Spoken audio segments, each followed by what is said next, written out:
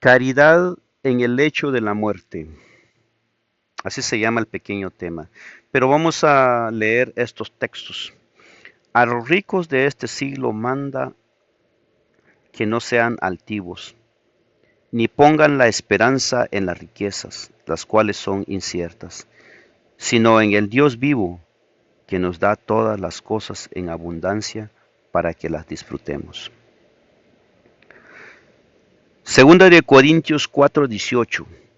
No mirando nosotros las cosas que se ven, sino las que no se ven, pues las cosas que se ven son temporales, pero las que no se ven son eternas.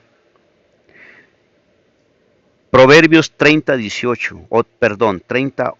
Proverbios 38 dice así: vanidad y palabra mentirosa aparte de mí. No me des pobreza ni riqueza, manténme del pan necesario. ¡Ja! ¡Qué palabras sabios! Eclesiastés 5:10. El que ama el dinero no se saciará de dinero, y el que ama el mucho tener no sacará fruto. También esto es vanidad. Qué palabras más sabias e inteligentes. Ni un científico puede escribir estas palabras. Solamente el Padre, solamente Dios, solamente el Padre puede decir estas palabras. Pregunta: ¿qué principio podemos extraer de los siguientes pasajes con respecto a nuestra actitud ante el dinero? O sea, ¿qué principio, qué ideas, qué pensamientos, qué decisiones podemos extraer de estos pasajes que acabo de leer, que es bíblico? El dinero puede dominar poderosamente a los seres humanos y esto ha llevado a muchos a la ruina. Quien no ha oído hablar de gente que ha hecho cosas terribles debido al dinero, aun cuando ya tenía mucho capital? ¿Quién no ha oído hablar de gente que ha hecho cosas terribles debido al dinero, aun cuando ya tenía mucho capital? Sin embargo, esto no tiene por qué ser así. Mediante el poder de Dios podemos vencer el intento del enemigo de tomar lo que debía ser una bendición, posesiones materiales, y convertirlas en una bendición o en una maldición.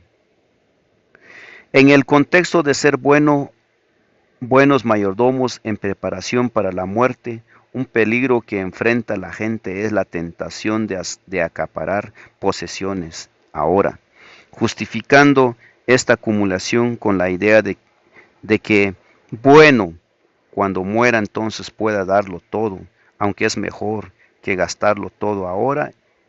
Un multimillonario había dicho que sabía que habría vivido bien solo si el cheque de su funeral es rechazado.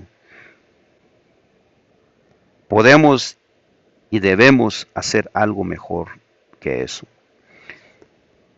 Vi que muchos se abstienen de dar para la causa y procuran acallar la conciencia, diciendo que serán caritativos al morir. Ni siquiera se atreven a ejercitar fe y confianza en Dios, contribuyendo algo mientras tienen vida. Sin embargo, esta caridad de último momento no es lo que Cristo requiere de sus seguidores. No se excusa de ninguna manera el egoísmo de los vivos. Aquellos que se aferran a sus propiedades hasta el último momento, la entregarán más bien a la muerte que a las causas. Continuamente se experimenta pérdidas. Los bancos quiebran, las propiedades se consumen de mil maneras. Muchos se proponen hacer algo, pero dilatan el asunto y Satanás obra para evitar que los recursos entre del todo en la tesorería se pierdan antes de ser devueltos a Dios. Satanás se regocija porque así ocurre. Testimonio de la Iglesia, página 5 o tomo 5, página 144. ¿De qué debemos tener mucho cuidado en cómo justificar el uso de cualquier bendición material que tengamos? Es una pregunta, ¿no? ¿Por qué debemos tener mucho cuidado en cómo justificamos el uso de cualquier bendición material que tengamos? Pongan la esperanza en el Dios vivo que nos da todas las cosas en abundancia para que la disfrutemos. ¿Qué dice Primera de Timoteo 6:17? A los ricos, a los ricos de este siglo manda que no sean altivos, ni pongan la esperanza en las riquezas, las cuales son inciertas, sino en el Dios vivo, que nos da todas las cosas en abundancia para que la disfrutemos. Seríamos mucho más felices y más útiles si nuestra vida de hogar y nuestras relaciones sociales fueran gobernadas por los principios de la religión cristiana e ilustrarán la humildad y la sencillez de Cristo, y que los visitantes vean que tratamos de hacer felices a los que nos rodean con nuestra alegría y simpatía y amor. Entonces, pongamos nuestros corazones y hogares en orden. Enseñemos a nuestros hijos que el temor del Señor es el principio de la sabiduría y expresemos por medio de una vida alegre, feliz y bien ordenada nuestra gratitud y amor a quienes nos da todas las cosas en abundancia para que la disfrutaremos. Pero por sobre todas las cosas, fijemos nuestros pensamientos y los afectos de nuestros corazones en el querido Salvador, que sufrió por el hombre culpable y que así abrió el cielo para nosotros. Reflejemos a Jesús, página 175. Mucho se ha dicho respecto a nuestro deber para con los pobres desatendidos. ¿No debe dedicarse alguna atención a los ricos destinados o desatendidos? Vuelvo a hacer la pregunta. ¿No debe dedicarse alguna atención a los ricos desatendidos? Muchos no ven promesa en ellos y poco hacen para abrir los ojos de los que, cegados y deslumbrados por el brillo de la gloria terrenal, no piensen en la eternidad. Miles de ricos han descendido al sepulcro sin que nadie los previniera. Pero por muy indiferente que parezca, muchos de ellos andan con el alma cargada. El que ama el dinero no se hartará de dinero, y el que ama el mucho tener no sacará fruto, según Eclesiastés 5:10. El que ama el dinero, dice Eclesiastés 5:10, el que ama el dinero no se saciará de dinero, y el que ama el mucho tener no sacará fruto. También esto es vanidad. ¿Cómo la ve? ¿Cómo ve esto? El que dice al oro fino, mi confianza eres tú, ha negado al Dios soberano. Y eso está en Job 31:24. Job 31:24 dice, si pues en el oro mi esperanza, y dije el oro, mi esperanza eres tú. Esto también, Job 31:28 dice, esto también sería maldad juzgada porque habría negado al Dios soberano. La riqueza y los honores del mundo no pueden satisfacer el alma. Muchos ricos ansían alguna seguridad divina, alguna esperanza espiritual.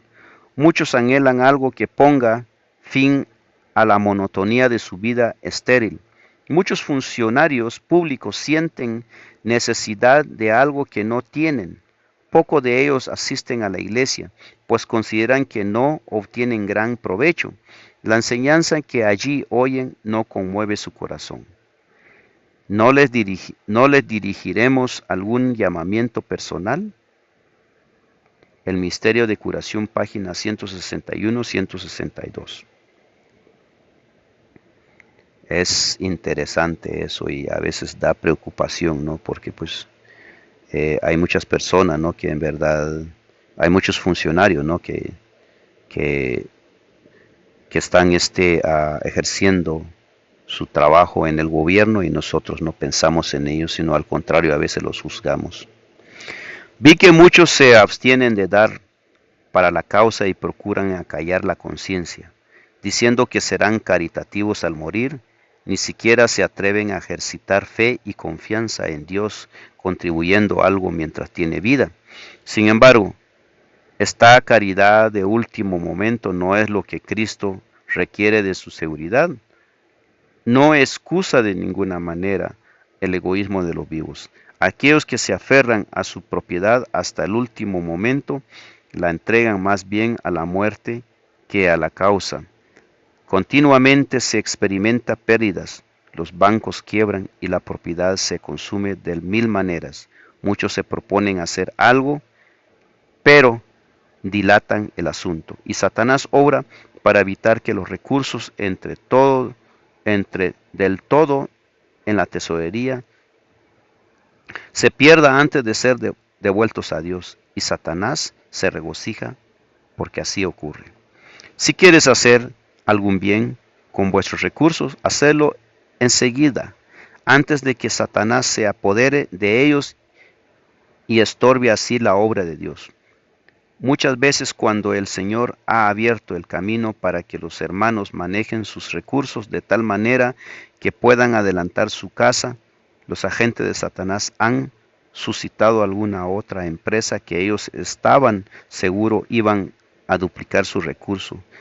Se tragan carnada, invierten el dinero y a la causa, y a menudo ellos mismos nunca ganan ni siquiera $1. Testimonios para la Iglesia, tomo 5, página 144. Queridos amigos, tengan un buen día y seguiremos con los estudios el siguiente.